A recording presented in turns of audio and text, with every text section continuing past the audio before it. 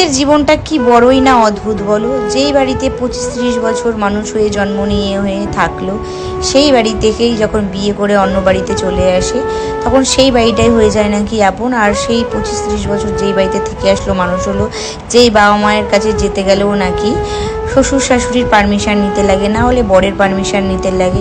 কেমনই একটা অদ্ভুত, মানে যেই বাবা মা বড় করলো, ছোট থেকে মানুষ করলো, বিয়ে দিল, সব কিছু করলো, সেই বাবা মাই নাকি একটা সময় গিয়ে পর হয়ে যায়। মানে তখন সেই বাবা মার কাছে যাওয়ার জন্য নাকি অন্য লোকের কাছ থেকে, মানে শ্বশুর শাশুড়ি বরের কাছ থেকে পারমিশন নিতে লাগে।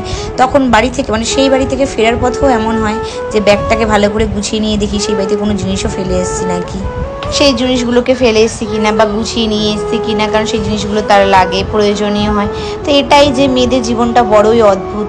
মানে যেই বাড়িটা থেকে ছোটোবেলা থেকে মানুষ হলো, সব কিছু করলো, বাট সেই বাড়িটাতেই যাওয়ার সময় আমাদেরকে নাকি পারমিশন নিয়ে যেতে হয়, সব কিছু করতে হয়।